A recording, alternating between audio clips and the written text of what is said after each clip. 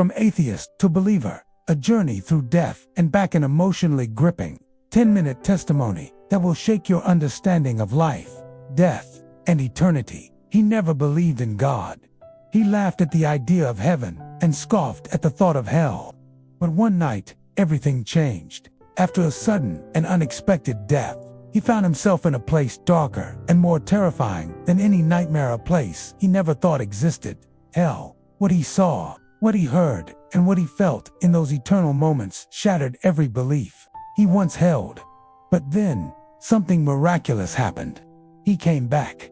This is the raw, soul-stirring testimony of a man who died an atheist and returned forever changed. The moment of death, a sudden descent into darkness. It was just another Tuesday evening. Marcus Thompson, a 42-year-old software engineer from Portland, Oregon, was sitting in his favorite armchair, scrolling through his phone after a long day at work. He had always prided himself on being a rational man, a man of science, logic, and reason. Religion, it was nothing more than a crutch for the weak-minded. He'd tell anyone who'd listen, God is just a fairy tale. Adults tell themselves to sleep better at night. He'd often say with a smirk that conveyed both superiority and pity for those simple enough to believe. But at 9:47 p.m. that Tuesday, his world and his entire belief system was about to be turned upside down. The chest pain hit him like a freight train. One moment, he was reading about the latest technological breakthrough. The next, he was gasping for air, clutching his chest as an invisible vice squeezed the life out of him. His phone clattered to the floor as he doubled over, his vision blurring at the edges. This can't be happening, he thought desperately. I'm too young. I'm healthy. I don't even believe in the thought. Never finished. His heart stopped. The monitors in the ambulance would later show a perfect flatline for exactly 4 minutes and 37 seconds. But for Marcus, those 4.5 minutes felt like an eternity in the darkest place imaginable. The silence was the first thing that hit him. Not peaceful silence, but the kind of suffocating quiet that makes you want to scream just to prove you still exist. Then came the falling, an endless plummet through what felt like thick, choking darkness that seemed to have weight and malice. This isn't real, he told himself, but his voice made no sound in that terrible void. This is just my brain dying, neurons firing randomly. There's a scientific explanation for this, but deep down, in a place where logic couldn't reach, he knew this was real, horrifyingly, impossibly real. Dragged into the abyss, the terrifying reality of health impact came without warning. Marcus found himself on what felt like scorching ground. Though he couldn't see his own body in the oppressive darkness, the heat was unlike anything he'd ever experienced. Not just external, but burning from within, as if his very soul was being consumed by invisible flames. But it was the sounds that nearly drove him mad. Screaming, endless, agonized screaming from countless voices layered upon each other in a symphony of pure despair. And beneath it all, a low, rumbling laughter that seemed to come from everywhere and nowhere at once. Welcome home, Marcus. The voice that spoke his name was like grinding glass, mixed with honey, terrifyingly beautiful and utterly malevolent. He spun around, trying to locate the source, but saw only shapes moving in the darkness. Shapes that shouldn't exist. Shapes that his rational mind refused to process. No, he whispered, and this time his voice worked, though it came out as barely a croak. No, this isn't possible. I don't believe in any of this. The laughter grew louder, and now he could see them, beings of shadow and flame, with eyes that glowed like dying stars. They circled him like predators, and their presence filled him with a terror so profound it made his earthly fears seem like pleasant memories. Belief is irrelevant here, another voice hissed. You belonged to us long before you took your first breath. Every time you mocked his name, every time you turned someone away from faith, every time you chose pride over humility, you were serving us. The realization hit him harder than the chest pain that had killed him. These beings knew him. They knew every cruel word, every mocking laugh, every person he'd convinced that God was a myth. They had been keeping score, and now it was time to collect. The heat intensified, and Marcus felt something he'd never experienced in life, complete and utter hopelessness. This wasn't temporary. This wasn't a dream. This was forever. Encounters with demonic forces, they were waiting for me as his eyes adjusted to the perpetual twilight of that horrific realm. Marcus began to make out more details of his tormentors. They weren't the cartoonish devils with pitchforks he'd seen in movies. These were far worse beings of such profound evil that looking at them felt like staring into the void of everything good that had ever existed. The largest of them stepped closer, and Marcus could feel waves of hatred radiating from its form. It was tall, impossibly tall, with features that shifted and changed, as if it couldn't decide what shape would cause the most fear. "Do you remember little Sarah from your office?" the demon asked, its voice now sickeningly sweet. "Remember how she tried to invite you to church? How you laughed at her and told everyone she was brain dead for believing in sky fairies?" Marcus's blood ran cold. He did remember Sarah, sweet, elderly cleaning lady who had always been kind to him. She'd invited him to her church's Easter service 3 years ago, and he'd humiliated her in front of the entire break room. She cried that night. Another demon whispered in his ear, its breath like sulfur, cried and prayed for your soul. But you made memes about her and posted them online. You turned her faith into a joke. They knew everything, every cruel moment, every person he'd hurt with his aggressive atheism, every opportunity for kindness he'd rejected in favor of intellectual superiority. It was all there, played out before him like a movie of his life's worst moments. And remember Dr. Peterson from the hospital? The demon's laughter was like breaking glass when he was dying of cancer and asked if you believed there was anything after death.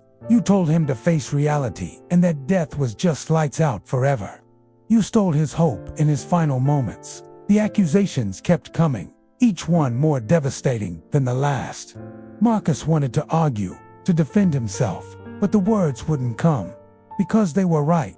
Every single accusation was true. You were never neutral. The largest demon growled, "There is no neutral. Every soul you turned away from the light was a victory for us. Every seed of doubt you planted was a harvest for our kingdom. You've been serving us faithfully for years, Marcus. Now it's time to receive your reward."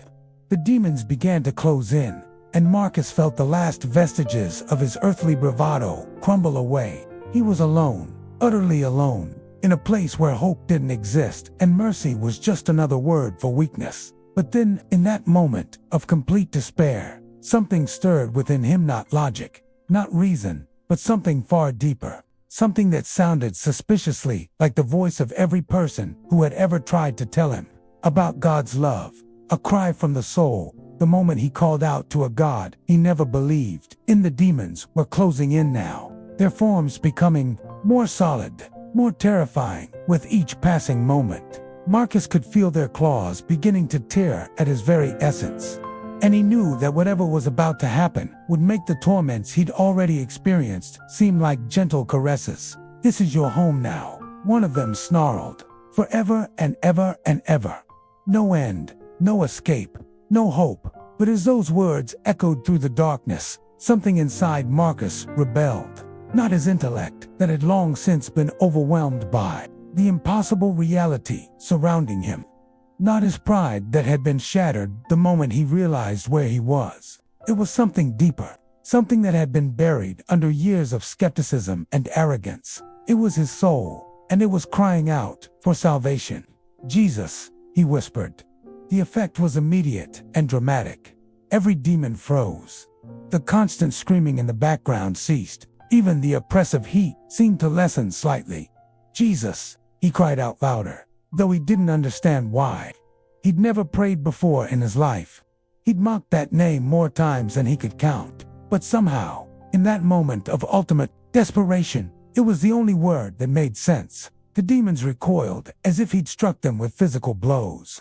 Their forms began to waver and lose substance. "No," the largest one roared. "He's ours. He rejected the light. He chose us." But Marcus kept calling out, louder and louder, until his voice echoed through the chambers of hell itself.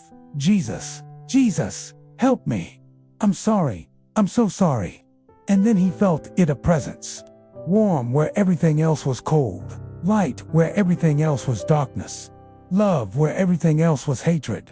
It wasn't visible at first, but he could feel it, approaching. And with it came something he'd thought was lost forever. Hope. The demons were screaming now, but their cries were different, filled with rage and frustration rather than triumph. They were backing away, retreating into the shadows as this new presence grew stronger. It's too late, one of them shrieked. He's already here. He belongs to us. But a voice, clear and gentle, and filled with more authority than Marcus had ever heard, spoke just two words that changed everything. He's mine. Pulled out by light, a glimpse of grace in the darkness. The light, when it came, wasn't just bright, it was alive. It pulsed with warmth and love and forgiveness. And as it touched Marcus, he felt the burning pain in his soul begin to ease. For the first time since he'd arrived in that terrible place, the demons scattered like cockroaches, exposed to sudden light, their screams of rage and defeat echoing through the darkness as they fled. But Marcus barely noticed them anymore. All of his attention was focused on the figure approaching through the light. He couldn't make out a face, couldn't distinguish specific features, but he knew beyond any doubt or logic or reasoning who it was. The very being he'd spent his adult life denying, mocking, and rejecting was walking toward him through the fires of hell. I'm sorry, Marcus sobbed, falling to what he hoped were his knees in that strange, dimensionless place. I'm so sorry. I was wrong about everything. I hurt so many people. I turned them away from you. I know, the voice said, and it carried within it such compassion that Marcus felt his heart breaking and healing at the same time. I've always known, and I've been waiting for this moment, waiting for you to call my name. But I don't deserve this, Marcus protested, thinking of all the years of blasphemy, all the people he'd hurt, all the chances for kindness he'd rejected. I spent my whole life fighting against you. I convinced others you didn't exist. I mocked your followers. I deserve to be here. The figure knelt beside him, and though Marcus still couldn't see his face clearly through the blazing light, he felt a hand scarred and gentle touch his shoulder. My child, the voice said. And in those two words, Marcus heard the echo of every prayer that had ever been offered for his soul. Every tear that had been shed over his hardened heart. Every act of love that had been extended toward him despite his rejection. Mercy isn't about what you deserve. It's about what I choose to give. The light grew brighter, and Marcus felt himself being lifted not physically, but spiritually, as if his very essence was being drawn upward by pure love. The screams and heat and oppressive darkness of hell began to fade, replaced by something he'd never experienced before. Peace, Sarah, he whispered suddenly, remembering the cleaning lady he'd humiliated. Is she? She's been praying for you every day since that moment in the break room, the voice replied. Her tears over your soul have reached my throne room. Her faith helped make this rescue possible. As they ascended through what felt like layers of reality, Marcus saw glimpses of other things, beings of light that radiated joy, sounds of celebration that made the most beautiful earthly music seem like noise by comparison. And over it all, a sense of homecoming so profound it made him weep with gratitude. But then, gradually, the light began to dim, and Marcus felt himself being pulled in a different direction, not down toward the darkness he'd escaped, but back toward something familiar. Waking up in the hospital, a body restored, a soul transformed. The first thing Marcus heard was beeping. Rhythmic, electronic beeping that sounded like music compared to the screams he'd left behind. Then came the antiseptic smell of a hospital, the feeling of sheets against his skin, and the incredible, overwhelming sensation of air filling his lungs. He was alive. His eyes fluttered open to see fluorescent lights and white ceiling tiles. A nurse noticed his movement and rushed to his side, checking monitors and calling for a doctor. Mr. Thompson, can you hear me?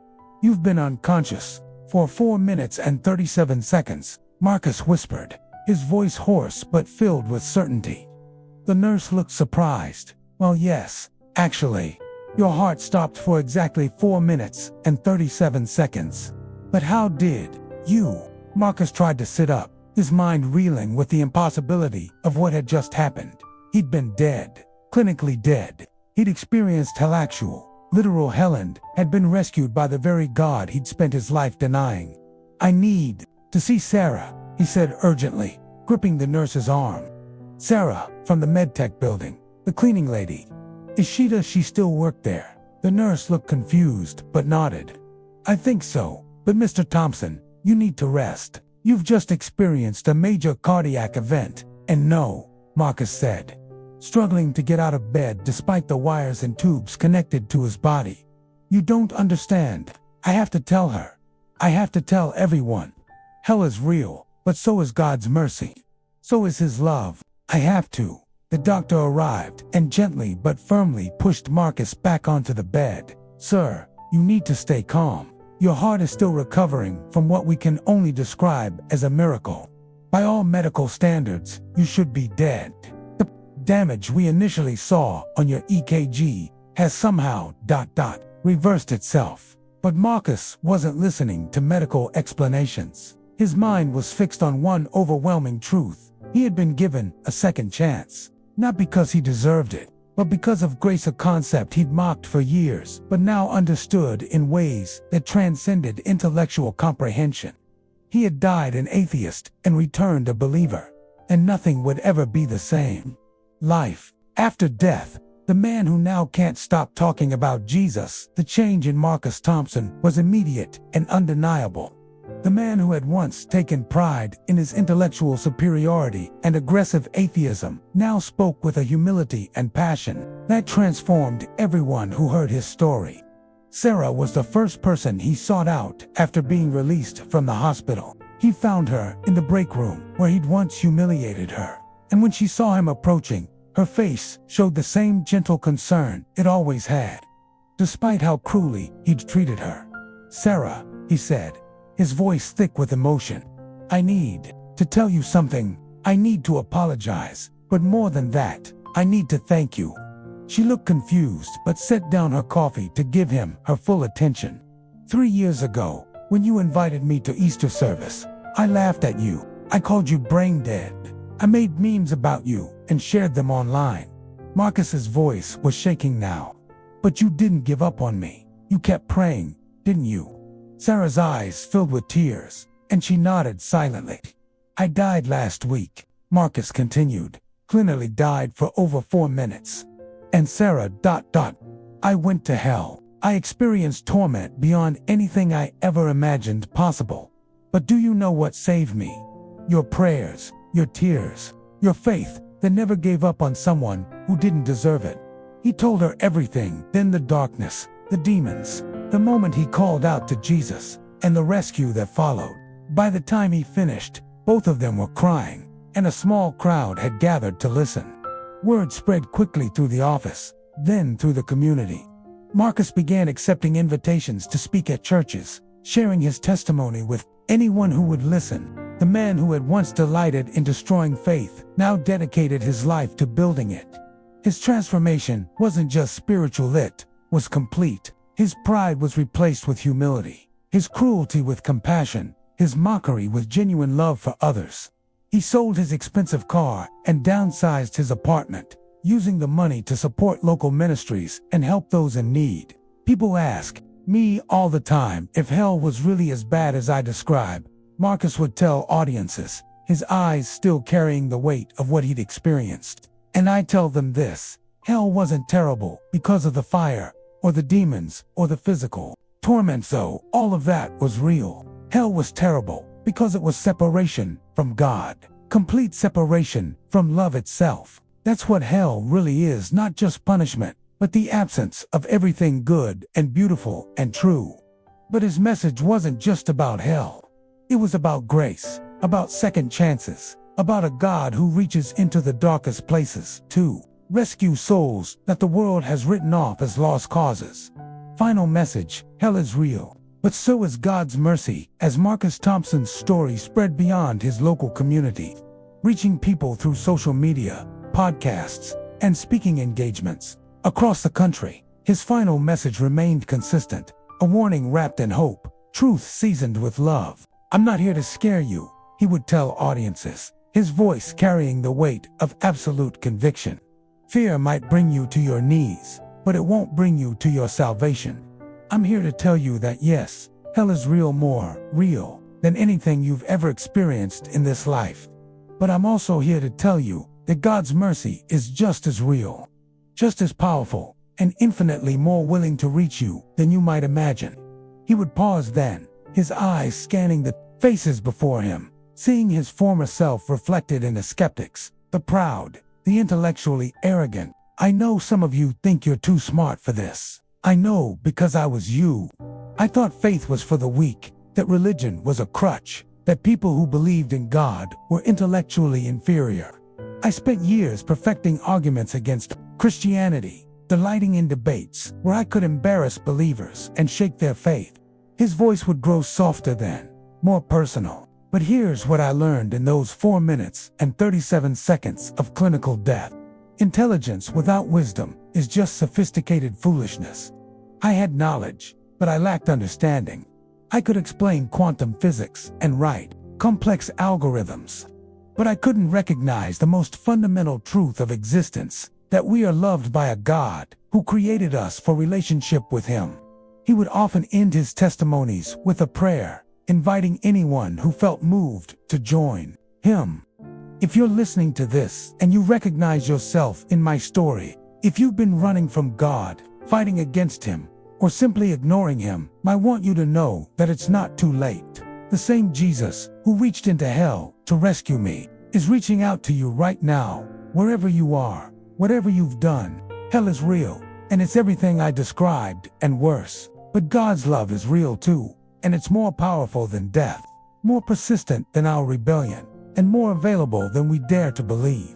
Don't wait until it's too late to call His name. Don't let pride or intellect or fear keep you from the very thing your soul was created for: relationship with the God who loves you beyond measure. Marcus Thompson had died an atheist, but he lived as a passionate evangelist for the God he'd once denied. His story became a testament to the truth that no one is beyond the reach of divine grace, and that sometimes the most effective missionaries are those who have been rescued from the very darkness they once embraced. In a world filled with doubt and skepticism, his voice rang clear with the authority of someone who had seen both sides of eternity and chosen hope over despair, faith over fear, and love over pride. Hell was real, but thank God, so was mercy. This testimony is based on reported near-death experiences and serves as a reminder that matters of eternal significance deserve our most serious consideration. Whether you believe or doubt, the questions raised here about life, death, purpose, and eternity are worth exploring with an open heart and mind. Controls do chat, Sonnet for